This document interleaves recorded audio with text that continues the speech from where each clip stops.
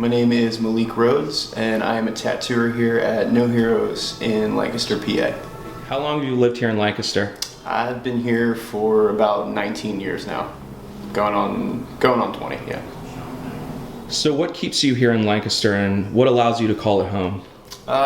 It's just a really great city in terms of what keeps me here. It's not too big. It'd be like if I went to Philly, I'd be terrified of the size. Calling it home is just, I met so many people here who are super rad, and they support what I do and they support each other in all of our endeavors, and it's just a really, really comfortable place. Like, I'm always excited to come back whenever I leave, no matter how short of a time I'm gone for. Okay, so if you were from out of town and someone asked you what is a must-see in Lancaster, what would you recommend to them? Definitely Central Market. It's amazing. It's voted one of the 10 best open markets in the world. There's tons of amazing produce and delicious food there that people make on their own. And I mean, honestly, it's like a hub for where you can find out where else to go if you're pretty interested in exploring any kind of entertainment here. It's like tops. Gotta go there. Now I hear Lancaster Market is a mix of different cultures too. Can you talk a little bit about the different cultures there that you can find? I probably won't do it justice, but like the Mennonite culture is there, like all of their homegrown produce, which is like completely free of anything bad if you're a foodie. There's a big Latin culture there. They have all of their fruits and vegetables.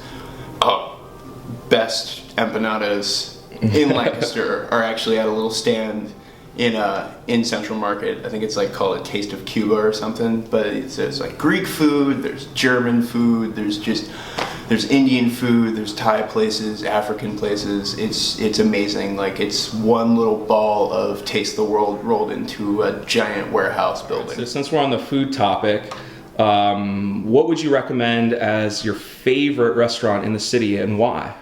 Okay. Currently, I have only two. The one is La Cocina. They're a little Mexican restaurant right downtown. Amazing food. It's all made fresh every day, and I mean, it's like authentic Mexican, so you can't go wrong there. Second would be a new place called Issei Noodle. I think that's how you pronounce it. Not really sure. They're like a noodle house. Only place I've been to so far that even rivals rice and noodles, which anyone would know is like a staple in Lancaster. So yeah, those two would definitely be top of my list, and I would recommend anyone to go there. So obviously we know that the art and music culture has definitely exploded in Lancaster over the last few years. How would you say that the sociability has changed amongst older people, younger people, let's say example First Fridays, from a few years ago? Well, when you have so many things going on outdoors that are available to the public, you eventually run into people of all walks of life and ages having to bump shoulders with each other. And I mean, conversations happen much more easily when people realize that they have similar interests. So I feel that the amount of like social warmness people have towards one another just comes from the fact that we're discovering that even if there are cultural and age divides or what have you, that we all have a lot in common, and it just brings out a friendly nature in us. So bridging into what we just talked about, what would you say makes Lancaster a unique place? We all support one another.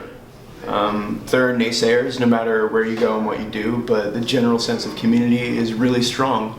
and everybody gets behind one another in one way or something different. If there's somebody that wants to do something new that will really add into the community spirit that we already have that's growing. Okay, Malik, I have one last question for you. Obviously, I'm putting together this documentary to give people from the outside world a perspective of who Lancaster is.